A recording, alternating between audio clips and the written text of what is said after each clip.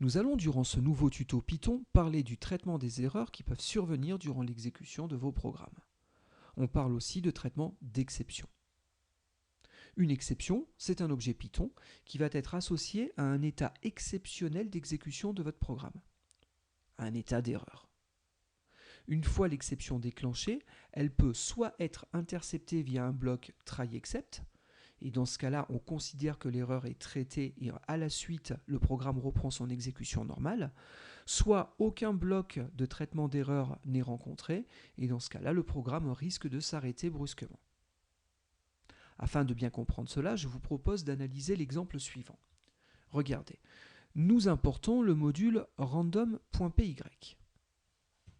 C'est ce qui est fait ici. Et à partir de ce module, donc, on veut utiliser la fonction random. À partir de là, le programme commence par donner la main à une fonction appelée fct1. Elle est déclarée ici. Notez que pour cette fonction et pour les suivantes, à chaque fois, on fait un affichage en entrée de la fonction et un affichage en sortie de la fonction. C'est pareil pour toutes les autres. Parfait. fct1 appelle fct2. fct2 fait les affichages mais appelle fct3 et fct3 exécute ce code-là.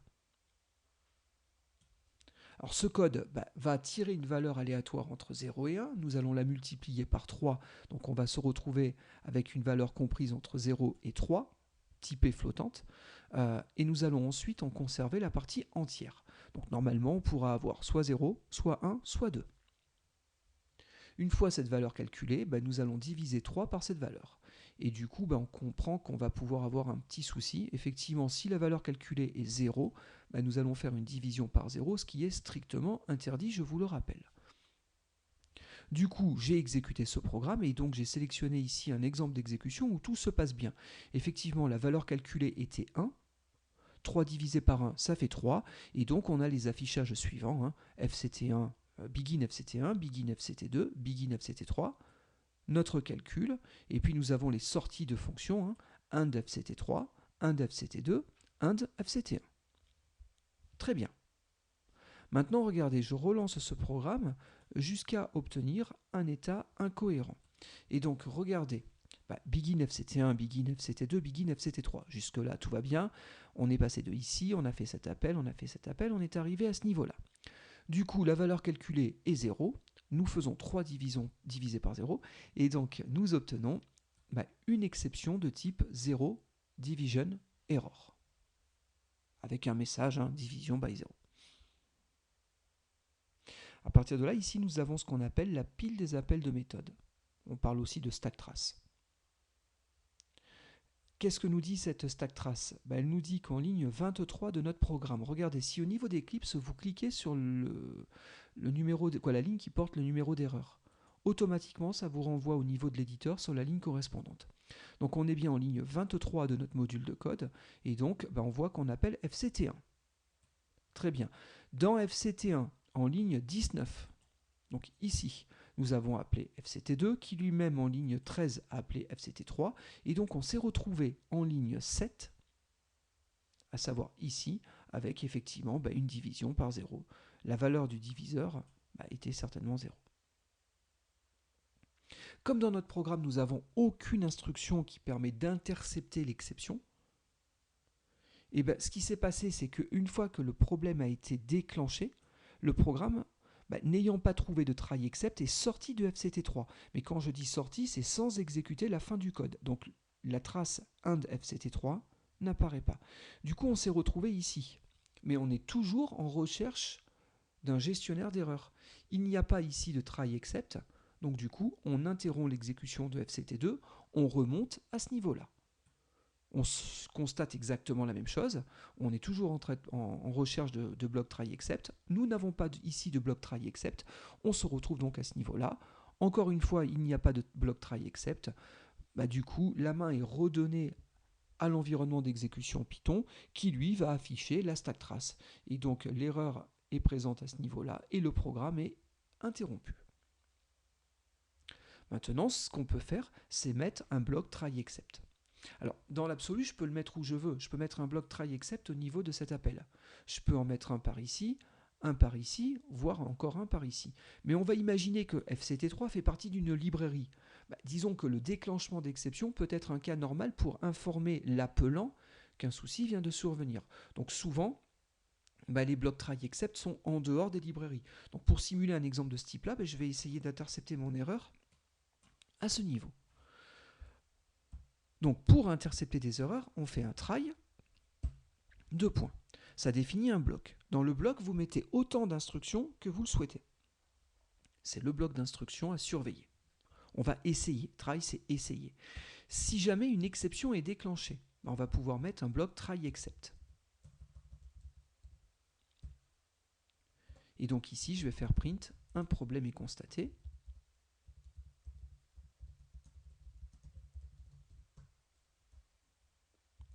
Et a priori, si on est rentré dans un bloc except, normalement, le problème est censé être corrigé. La question, c'est l'avez-vous réellement corrigé, techniquement parlant? Ça, c'est un autre débat. Mais on va dire que le problème est réglé. Voilà. Et donc, normalement, l'exécution doit reprendre son cours normal. Et donc, on devrait continuer l'exécution à partir de là. On va essayer. Je sauvegarde bien entendu le fichier. Et donc, parfait, regardez, cette fois-ci, il n'y a plus la stack trace qui s'affiche. Pourquoi? Parce qu'on est rentré dans FCT1, FCT2, FCT3. On est arrivé ici, il semblerait qu'on ait effectivement déclenché une exception de type division par 0. À partir de là, ici n'ayant pas de bloc try except, excusez-moi, on est sorti de la fonction FCT3. On s'est retrouvé à ce niveau-là. Donc du coup, regardez, il n'y a aucun affichage de ind FCT3. Du coup, ici, on est toujours en recherche d'un bloc. Est-ce qu'on a bien un try except à ce niveau-là? Eh bien oui. Donc du coup, la main a été redonnée à ce bout de code-là. Donc le problème est constaté et a priori, il est réglé. Du coup, on poursuit ensuite à la ligne suivante. Donc du coup, ind FCT2, ind FCT1. Alors attention, c'est pas parce qu'on est censé avoir corrigé le problème que du coup il va repartir sur un appel de la fonction ayant posé le problème. Ça, c'est pas vrai du tout. Si vous cherchez à réexécuter le bloc, dans ce cas-là, il faudra pourquoi pas mettre une boucle autour du try pour essayer de relancer la chose. Par exemple, à ce niveau-là, ce n'est pas FCT3 que vous avez invoqué, mais c'est une fonction de manipulation du contenu d'un fichier. On est en train d'essayer d'écrire dans un fichier. Pourquoi pas? À partir de là, ce qui peut nous arriver, c'est que le disque dur soit plein. Si on essaye de pousser du contenu dans le fichier alors qu'il n'y a plus de place, ça déclenchera une exception. Maintenant, ce n'est pas pour autant que votre programme doit s'arrêter. S'il n'y a plus de place sur le disque, on peut peut-être suggérer à l'utilisateur de vider la corbeille, et peut-être qu'au niveau de cette corbeille, il y avait suffisamment de vieux fichiers qui feraient qu'une fois qu'on les aurait supprimés, on pourrait reprendre l'exécution de notre code. Donc du coup, on pourrait imaginer ici qu'on suggère à l'utilisateur de vider la corbeille, et puis pourquoi pas, on pourrait retenter avec un try de réaliser l'écriture au niveau du fichier. Il faudrait imaginer que l'écriture dans le fichier soit faite à ce niveau-là. Pourquoi pas? Si par contre vous ne retentez pas l'exécution, normalement on exécute la suite, c'est-à-dire l'instruction qui suit le bloc try except. Alors, notez que ici, j'ai été un petit peu radical. En mettant un try except comme ça, de cette manière-là, j'ai dit que je cherchais à intercepter tout type de problème, quelle que soit leur nature. On va voir dans quelques instants. En vérité, il y a une classe de base d'exception. Elle s'appelle BaseException. Je vais y revenir. Toutes les classes d'exception de l'environnement Python dérivent de BaseException. Donc en écrivant ça, c'est comme si ici, j'avais dit je capture des BaseException. Ça revient exactement au même. Regardez, si j'exécute le programme tel quel,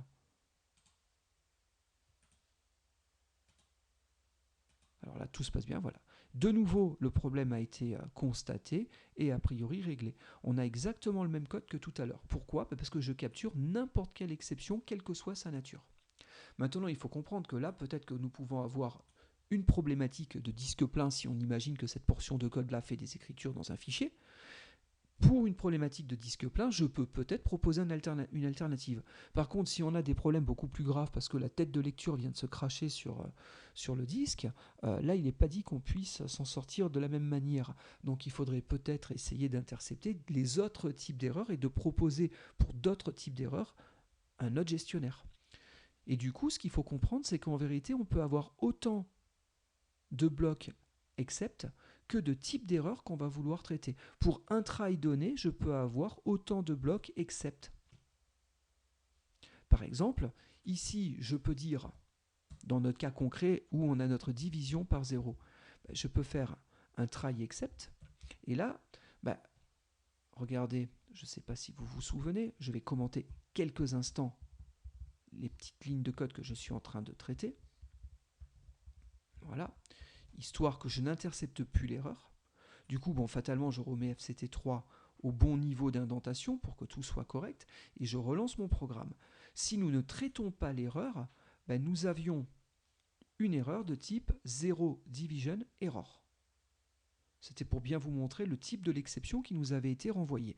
Ce type-là, c'est lui que vous allez pouvoir utiliser lors de l'interception de l'exception. Regardez, ici, donc j'ai mis un except pour tout le reste. Pour tout le reste, je fais ça. Et je peux proposer un problème, un bloc de traitement d'erreur spécifique à une exception de type 0 division error. Et là, pour ce type d'erreur-là, je peux proposer un traitement particulier. Donc ici, print division par 0, constaté. Donc si on a un problème de division par 0, c'est ce bloc-là qui va déclencher. Pour tout autre type de problème, un problème de gestion de mémoire ou autre, c'est ce bloc de traitement d'erreur-là qui va déclencher. On vérifie.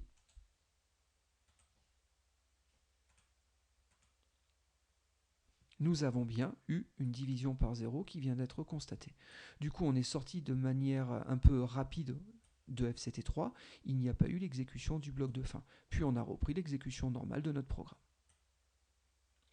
Si maintenant, au lieu de réaliser cette division-là, je fais un RISE. RISE, c'est une instruction Python qui permet de déclencher une erreur de n'importe quelle nature. Pourquoi pas, je peux déclencher une exception de type stop itération. Je reviendrai sur cette exception dans le prochain tuto. Mais ici, je vais envisager ce type de problème. Du coup, RISE déclenche l'exception dans le système. Stop iteration n'a aucun lien avec 0 division error. Il n'y a pas de lien d'héritage entre ces deux classes. Donc du coup, ce gestionnaire d'erreur n'est pas adapté et donc le système va exécuter ce bloc-là. Vérifions. Effectivement, un problème est bien constaté et il est considéré comme étant réglé. Ce sont bien ces deux affichages-là qui viennent de déclencher. Parce qu'une erreur de cette nature-là n'est pas compatible avec le type 0 division error. Alors, si vous voulez avoir de plus amples informations sur toute la hiérarchie de classes d'exception qui sont fournies par défaut par le langage Python, je vous renvoie vers la doc officielle. Vous voyez, je suis sur docs.python.org et donc j'ai retrouvé la page qui parle du traitement d'exception. Et donc, au niveau de cette section, Exception Hierarchy, on vous propose toute la hiérarchie de classes existantes. Ce qu'on voit, c'est qu'effectivement, base exception, c'est bien votre classe mère pour toutes les classes d'exception du système. Elle-même dérive de object. Très bien. Et puis nous avons ici toutes les classes d'exception que nous pouvons intercepter. Pourquoi pas un stop itération, c'est l'exception sur laquelle j'ai travaillé. Notez qu'après, il y a d'autres natures d'erreurs qui peuvent arriver, notamment des zero division errors qui sont des arithmetic errors. Donc à ce niveau-là, c'est le concept d'héritage que nous avons vu lors du tuto précédent qui est utilisé. Le concept d'héritage permet de définir des types et des sous-types. Et donc ici, nous avons des cas particuliers d'erreurs, donc ce sont bien des bases exceptions. Bon, notez, il existe un certain nombre de classes exceptions prédéfinies dans le système. Au gré des futurs tutos, nous apprendrons à manipuler certaines de ces classes d'exception. Très bien. Il faut aussi savoir qu'on peut définir nous-mêmes notre propre classe d'exception qui dériverait à minima de base exception ou d'une quelconque autre sous-classe. Très bien. Alors, je reviens sur ce bloc try except. Donc ici, nous avons décidé d'intercepter donc l'exception au niveau de FCT2. Ça nous a permis de reprendre l'exécution au niveau de cette fonction. Et donc on a bien eu le end FCT2 et le end FCT1 qui a été exécuté. Maintenant, on aurait pu imaginer un cas un petit peu différent. C'est je capture l'exception non pas, on va dire quasiment au plus tôt, mais plutôt au plus tard. Oui, mais au plus tard, vous m'avez compris. Et donc, regardez, je vais mettre ici mon bloc except. Mais ce qu'il faut comprendre, c'est que là, du coup, on va réagir un peu tard à ce niveau-là. Pourquoi on va réagir un peu tard? Parce qu'une fois qu'on sera sorti de FCT3, puis de FCT2, puis de FCT1, on se retrouvera à ce niveau-là et on va continuer à exécuter quoi? Du coup, plus rien. Et donc, on n'aura pas eu ni ces affichages-là, ni les affichages relatifs à la fonction qui avait elle-même déclenché l'exception. Au passage, notez que ici je traite les exceptions qui sont déclenchées au sein de fonctions, mais cela marcherait tout à fait de la même manière au niveau de méthode, bien entendu. Regardez, j'exécute le programme, et donc effectivement, dans FCT3, on a bien déclenché un stop itération.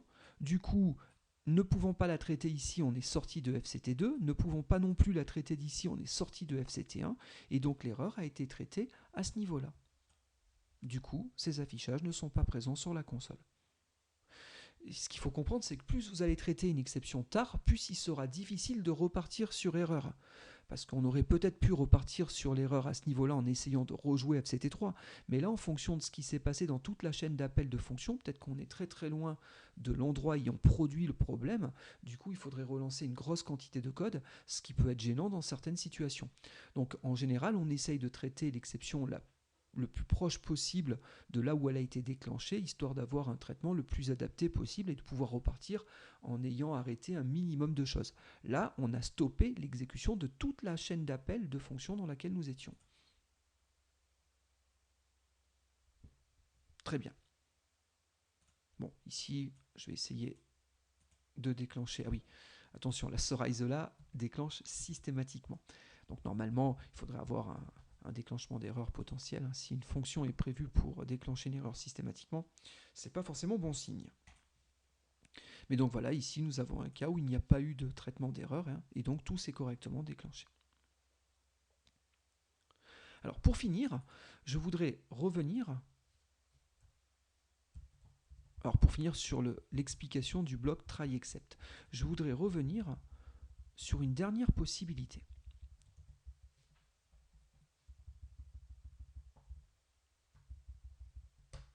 Effectivement, nous avons vu que le bloc try pouvait avoir un except. Si vous ne mettez rien, si vous mettez except 2 points, du coup, on capture n'importe quel type de problème. Si on fait un except base exception, ça revient au même. Après, on peut faire un except sur un type bien précis. Ce que j'ai pas dit aussi, tant que j'y suis, vous pouvez nommer votre objet d'exception. Comme ça, ça vous permettrait dans le programme de pouvoir manipuler cet objet d'exception. Des fois, les objets d'exception exposent un certain nombre d'informations, et donc ici, vous pourriez invoquer certaines méthodes. Bon, je vais m'arrêter là pour le moment, mais notez que vous pouvez nommer vos objets d'exception. Ce n'est pas forcément obligatoire, mais c'est possible. Et en tout cas, donc, ce que je voulais vous montrer, c'était une dernière partie de l'instruction try except. Effectivement, on peut aussi lui rajouter un bloc try finally. Le finally, c'est quelque chose qui est exécuté au final, quelle que soit l'issue du bloc try except, que le bloc try se soit correctement exécuté, ou bien qu'il ait eu une exception qui a été interceptée par un bloc except. Donc ici, je peux faire un print in dans le bloc finally. Très bien. Regardez, je teste déjà que cela fonctionne bien. Là, nous avons le programme qui s'est correctement exécuté. Donc, on est sorti proprement de FCT3. Ce qu'on voit, c'est que le bloc finally a bien été déclenché. Puis, on a eu un de FCT2 et un de FCT1. Donc, ça, c'est l'exécution normale. Je redéclenche mon programme. Et voilà. Et donc, ici, nous avons bien une division par 0 qui a été constatée. Dans tous les cas, on est rentré dans un bloc except, mais malgré tout, au final, le bloc finally a été exécuté. Alors vous pourriez me dire, oui, mais alors à quoi ça sert? Parce que quelque part, l'exécution de ce bloc-là intervient de manière similaire à l'exécution de cette instruction-là. Pourquoi? Parce que le print suit le try, donc dans tous les cas, il sera exécuté. Ça, c'est pas si simple. On pourrait imaginer ici, avoir un return. Dans le cas où les choses se passent correctement, je sors de FCT2. Bon, du coup, je ne suis plus censé faire cet affichage-là, parce qu'on sort à ce moment-là. Comprenez que maintenant, hein, le bloc end FCT2 ne sera exécuté que et uniquement que si j'ai une exception qui a été déclenchée. Regardez, nous avons ici eu une exécution où il n'y a pas eu d'exception de déclencher. Donc tout s'est très bien passé. Du coup, je suis bien sorti de end FCT3, donc on est revenu à ce niveau-là. Et là, j'ai fait return. Notez que le print qui affiche dans le bloc finally a bien été déclenché. Par contre, on n'a pas end FCT2. Donc on a bien fait le return du try, mais il vous garantit que quelle que soit l'issue finale du bloc try catch, qu'ici il y ait un return, qu'on redéclenche l'exception qui a été constatée. On parle de rethrow pour redéclencher l'exception. Ou bien qu'on soit parti dans un bloc d'erreur, un bloc de traitement d'erreur. Dans tous les cas, ce finally a été exécuté, même sur un return. C'est la différence entre ce bloc-là et cette instruction qui, elle, potentiellement, pourrait, dans certains cas, ne pas avoir été déclenchée. Dans quel cas utiliser un finally ? Par exemple, sur une manipulation de fichier. Imaginons, on a réussi à ouvrir notre fichier. Très bien. On a commencé à écrire dedans. Mais à un moment donné, soit la taille du disque était suffisante pour pouvoir contenir toutes mes données, donc tout a bien marché, soit au contraire, j'ai saturé la taille du disque, et donc du coup, une exception aura été déclenchée. Dans tous les cas, ce que je veux, c'est fermer mon fichier. Pourquoi pas, la fermeture du fichier, je peux la mettre au niveau du bloc finally.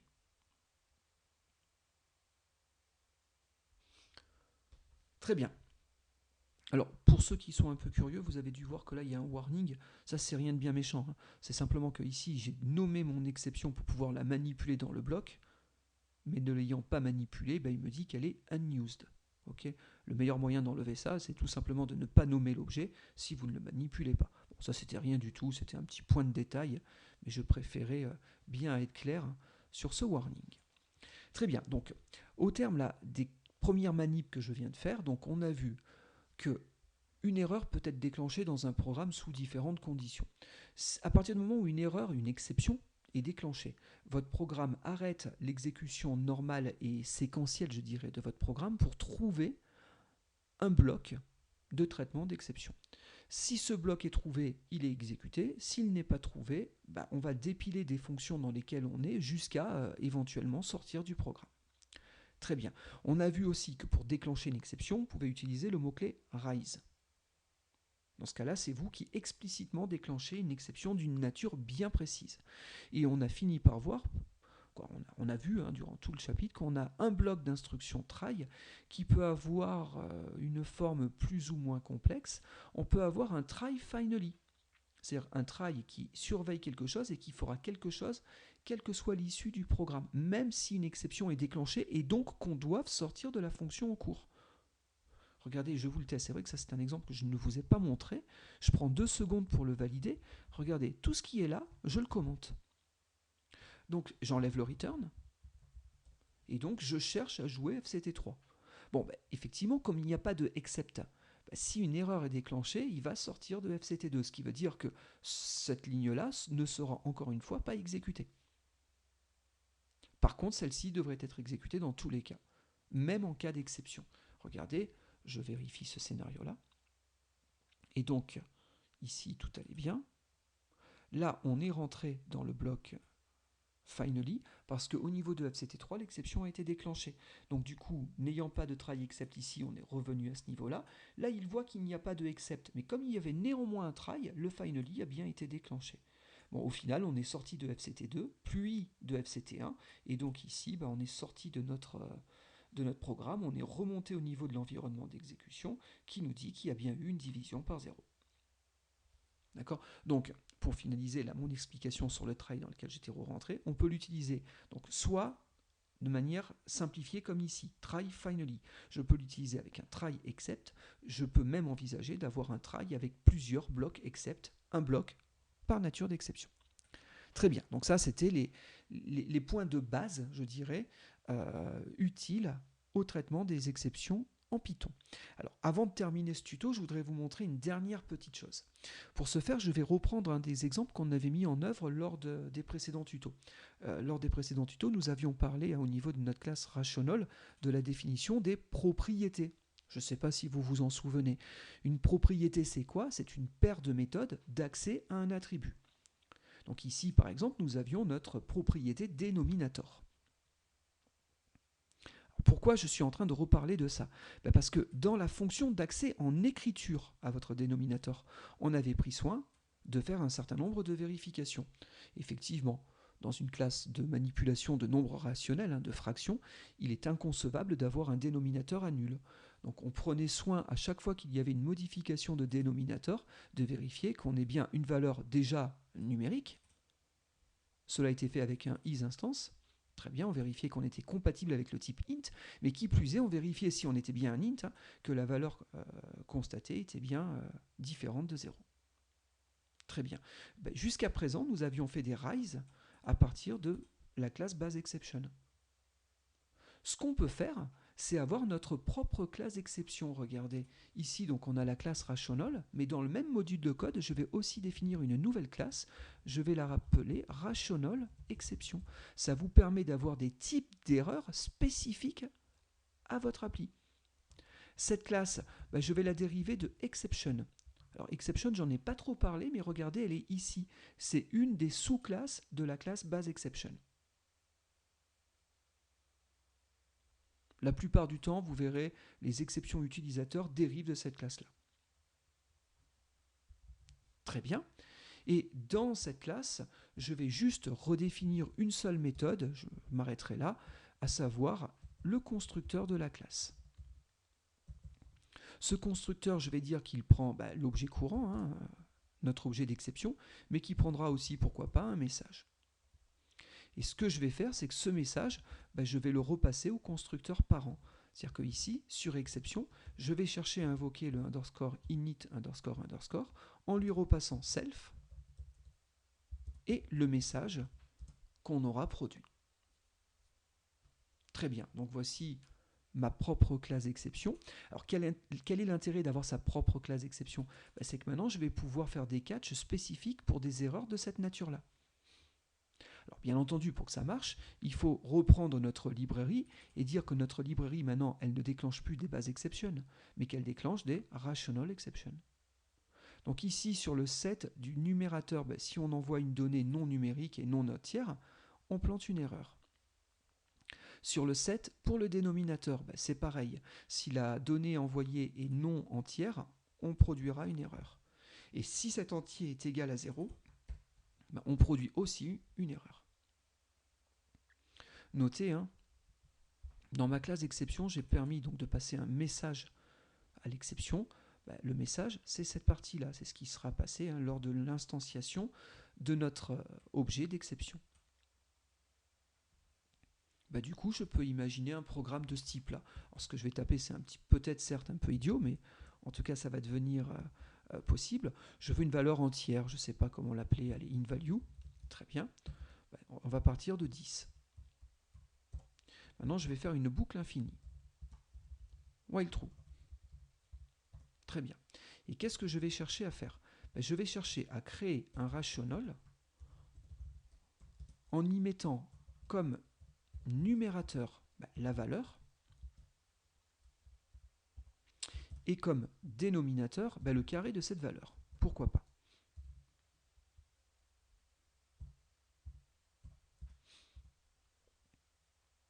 Du coup, si je m'arrête comme ça, si je tourne comme ça, je vais avoir un souci. C'est que là, j'ai une boucle infinie, il n'y a pas de if qui permette de récupérer l'erreur. Regardez, je lance le programme tel quel. Ah oui, excusez-moi, j'ai quand même produit une petite erreur quand même. Faut-il ne pas avoir oublié de décrémenter int value? En tout cas, pour obtenir le résultat que je souhaitais avoir. Donc, je relance mon programme. Très bien. Et donc, vous avez vu, il part de 10. Donc, nous avons ici tous les carrés pour le dénominateur. On a un affichage qui était fait ici pour bien vérifier que je passais dans le dénominateur. Très bien. Et puis le problème, c'est qu'après 1, on est tombé sur 0. 0 fois 0, ça fait 0. Donc on a bien eu une exception de type rational exception qui me dit que mon dénominateur ne peut en aucun cas être nul. Très bien. Bon, du coup, je peux me servir maintenant d'un bloc try except pour surveiller donc l'exécution de mon programme. Et je vais dire que si jamais j'intercepte quelque chose de type rational exception, mon programme devra se stopper. Proprement. Non, excusez-moi, on va y arriver. La boucle est arrêtée. Parfait. Donc là, j'ai mon affichage qui dit que j'ai terminé ma boucle. Et puis normalement, le programme reprend son exécution normale. Pour imaginer que le programme est par la suite poursuivi son exécution, je mets un message. Très bien. J'aurais pu le mettre dans un finally, bien entendu. Eh bien, regardez, si je relance cet exemple-là, on a bien réussi à un moment donné à déclencher une exception de type rational exception. Du coup, elle a été interceptée par le bloc except qui est ici. J'ai récupéré mon erreur, donc j'ai affiché le message ici, la boucle. Voilà, et donc par la suite, on a affiché suite. Voilà, donc dans ce dernier exemple, on constate que j'ai créé ma propre classe d'exception. Celle-ci dérive d'une classe d'exception qui est fournie par le langage Python. J'aurais pu rajouter tout un ensemble de méthodes ou de caractéristiques à cette classe d'exception. Très bien. Bon, j'espère que ces quelques explications ont été claires et que vous êtes maintenant apte à capturer et à traiter les différentes erreurs qui vont pouvoir survenir. Alors ça va nous être utile parce que dans la suite des tutos qui vont venir, nous allons commencer à manipuler différentes librairies qui sont fournies en standard avec le langage et bien entendu, certaines de ces librairies pourront de temps en temps détecter des incohérences dans ce qu'on va leur demander. Bon, il faudra pouvoir traiter ces erreurs. Voilà. Eh bien, je vous remercie de votre attention et je vous dis à très vite pour un prochain tuto. Pour information, le prochain tuto parlera d'itérateur Python. À bientôt.